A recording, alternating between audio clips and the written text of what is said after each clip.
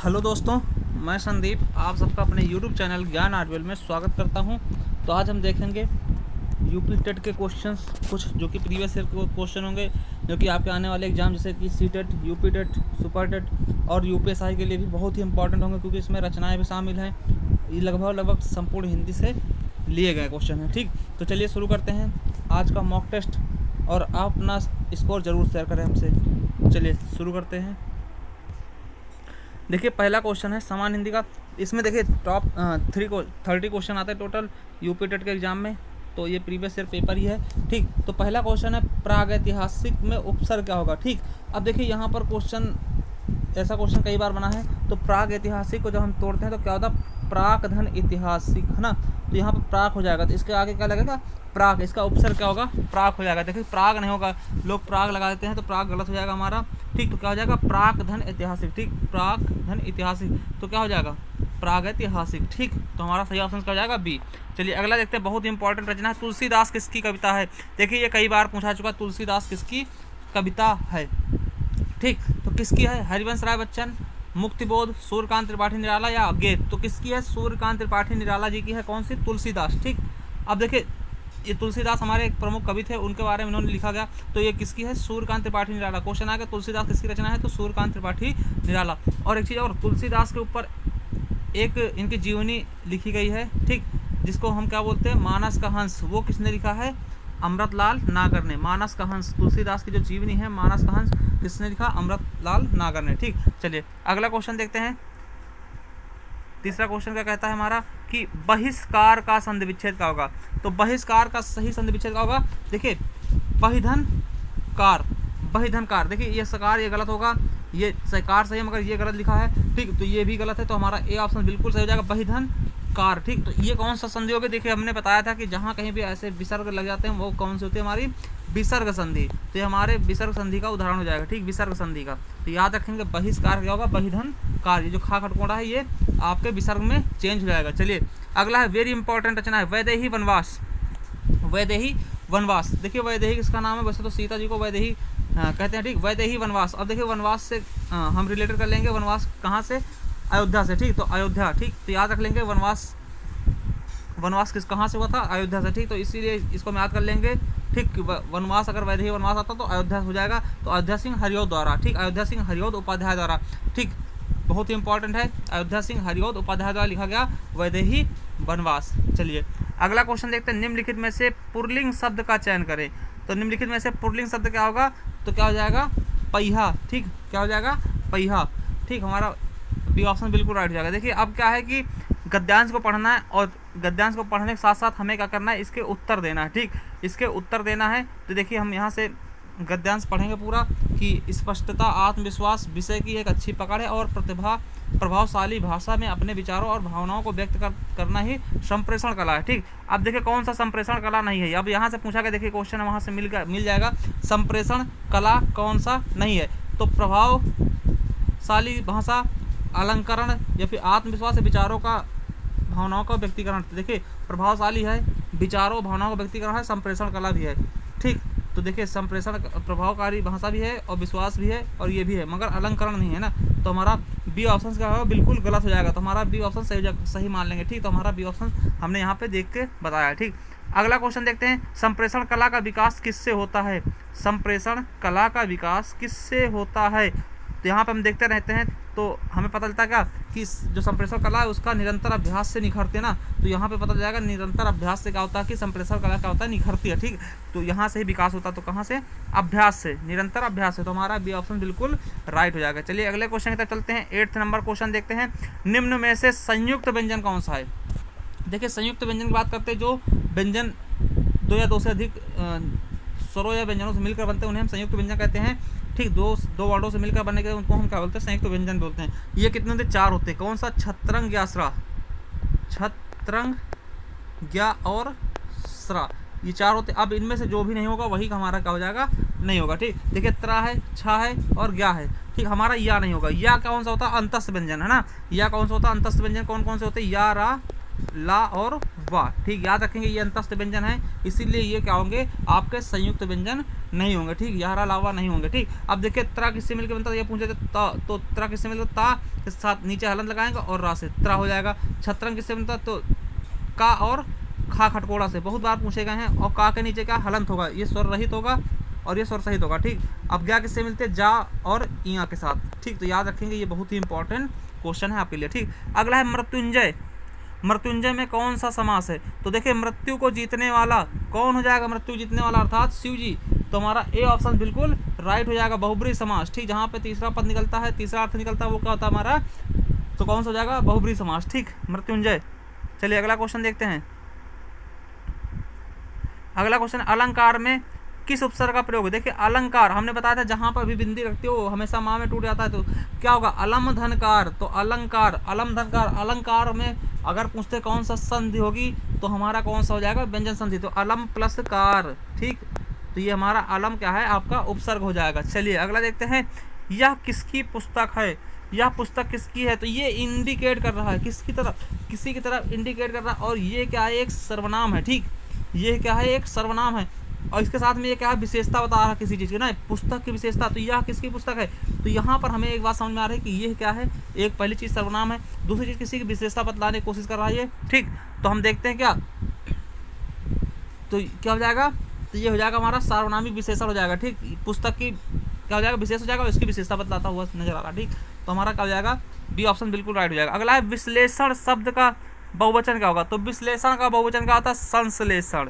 ठीक, हमारा C option बिल्कुल राइट हो जाएगा, याद रखेंगे संश्लेषण। चलिए अगला देखते हैं, जिनका, देखिए यहाँ पे थोड़ा सा क्वेश्चन घुमाया हुआ है, जिनका उच्चारण ऊपर के दांतों पर जीभ लगने से होता है। अब देखिए जीभ से हमें मतलब नहीं होता कि यहाँ जिभ्या बता दें। ठीक, दांतों पर जीभ, तो क्या हो जाएंगे, दंत हो जाएंगे। ठीक, जिन पर अगर हम बोलते कोई वर्ड अगर जीभ दांत को छूती तो वो क्या हो जाएंगे, दंत हो जाएंगे। और दंत कौन से होते हैं, तुलसा नाम दंता है ना, तो तू ल और सा लिख लेंगे, इस तरह से याद कर लेंगे। तो तू से क्या हो जाएगा, तावर के, ता था दाधा माँ, ला लट्टू, और सा सरकोड़ा, सा सरौता वाला। ठीक, तो याद रखेंगे सा सपेरा वाला, ये सब क्या हो जाएंगे, दंत हो जाएंगे ना, ता था दादा ना, और ला लट्टू और सा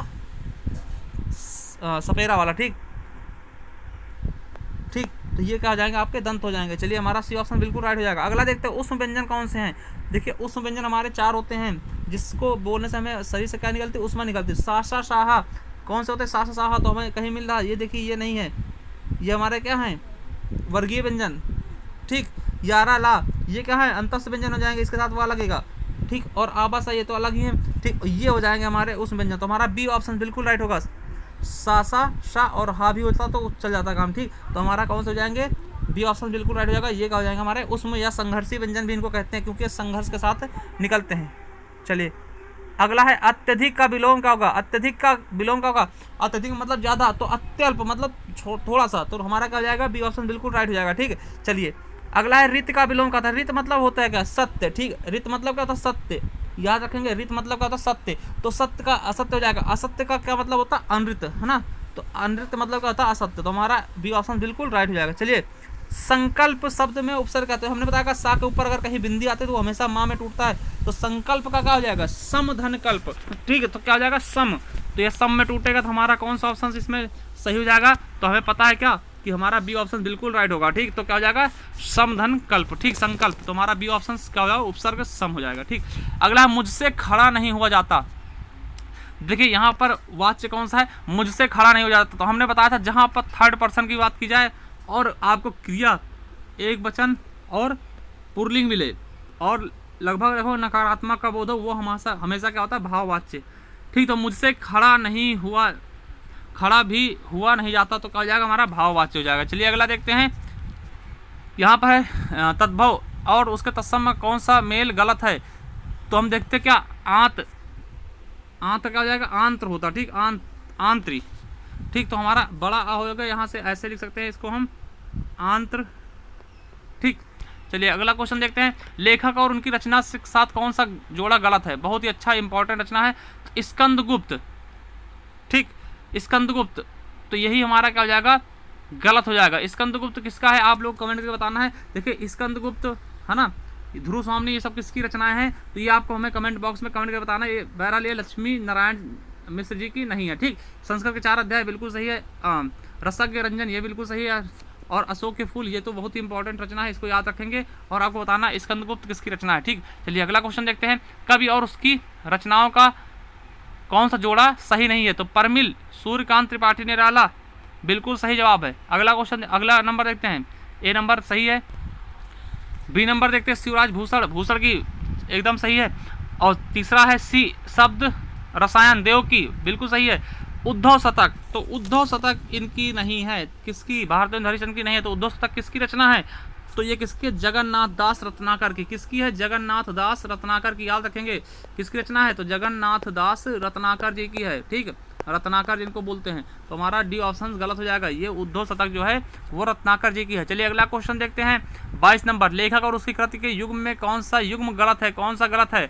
आर्यों का आदि देश डॉक्टर संपूर्णानंद की है, तो ये बिल्कुल सही जवाब है। ठीक, ओल्गा से गंगा राहुल संस्कृत्यायन बिल्कुल सही है। सूरज का 7वां घोड़ा धर्मवीर भारती बिल्कुल सही ऑप्शन है।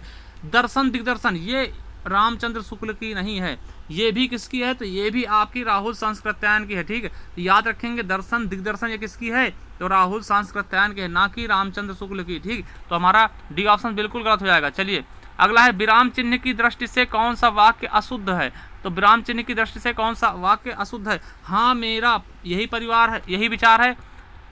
दूसरा है, वह ईमानदार परिश्रमिक कर्मठ और मृदुभाषी है, उसके पास धन वैभव नौकर चाकर आदि सभी कुछ था। अगला है, आप हमारे घर आना चाहते हैं तो आइए, ठहरना चाहते हैं तो ठहरिए। ठीक, तो इसमें देखिए हमें कौन सा गलत लग रहा है? अशुद्ध लग रहा है, तो हमारा ए ऑप्शन गलत लग रहा है। क्यों? देखिए अगर कहीं पर हम हाँ और नहीं लिखते हैं शुरुआत में, तो उसके साथ में हम अल्प विराम का प्रयोग कर देते हैं। ठीक, तो जैसे हमने हाँ लिखा है, हाँ यही विचार, ये मेरा यही विचार है, तो हाँ के बाद हम ये अपना अल्प विराम जरूर लगाएंगे, है ना। हाँ ये लगा देंगे विराम, फिर उसके बाद मेरा यही विचार है। ठीक, तो ये सही होता। अगर यहाँ पे हमारा विराम चिन्ह लगा होता तो ये बिल्कुल सही होता। तो हमारा ये ऑप्शन क्या है? गलत है। चलिए अगला देखते हैं। कौन सा शब्द भिन्न अर्थ और प्रकृति का है? सनातन, शाश्वत, सनातन, शाश्वत, चिरंतर, शाश्वत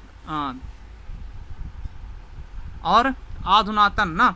तो हमारा ये कौन सा भिन्न हो जाएगा? आधुनातन। ये देखिए यह क्या है कि एकदम नवीन की बातें कर रहा है, और ये सब क्या होती है? पुरानी चीज़ों की बात कर रहे हैं ना, ये पुराने समय की बात कर रहे हैं। आधुनातन मतलब क्या? आधुनिक काल का ना, तो ये एकदम अलग है। ठीक, इनमें से क्या है? अलग प्रवृत्ति का है। चलिए अगला देखते हैं। अवार्चीन शब्द का विलोम क्या होता है? अवार्चीन शब्द का विलोम क्या होता है? प्राचीन। हमारा बी ऑप्शन बिल्कुल राइट हो जाएगा। चलिए 26वां क्वेश्चन देखते हैं। अगला व्याकरण की दृष्टि से कौन सा शब्द अशुद्ध है? तो कौन सा शब्द अशुद्ध है?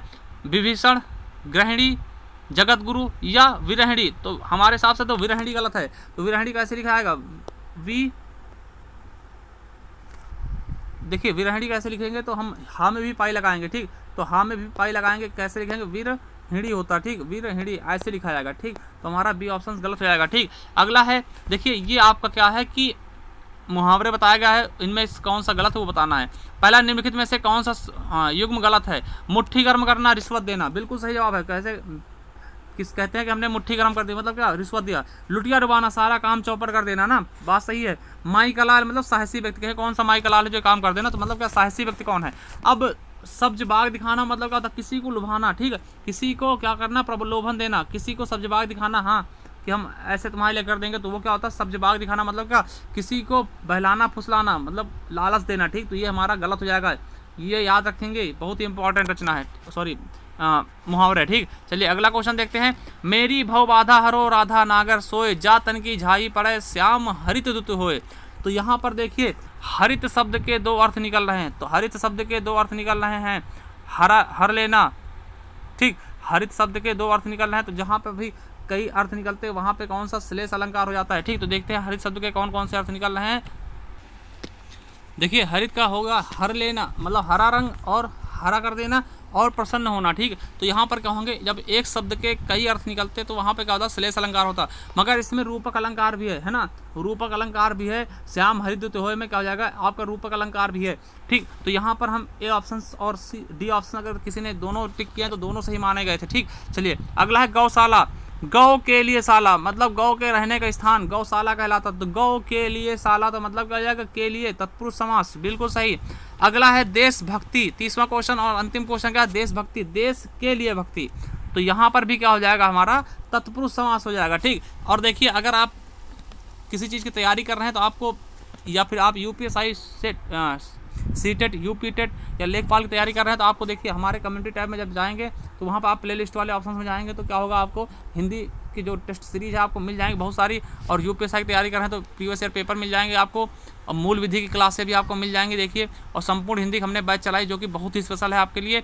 आप यहाँ पर जाकर के अपने नोट्स अपने हाथ से बना सकते हैं बहुत अच्छे से। ठीक, तो ये चीज़ें आपको करना है, अगर आपको पढ़ना है तो आप यहाँ पर जाकर के पढ़ सकते हैं फ्री ऑफ कॉस्ट। तो चलिए, थैंक यू। आपको वीडियो कैसी लगी हमें ज़रूर कमेंट बॉक्स में कमेंट करके बताएं, और आपने कितने क्वेश्चन अटेंड किए ये भी हमें ज़रूर बताएं। थैंक यू, धन्यवाद।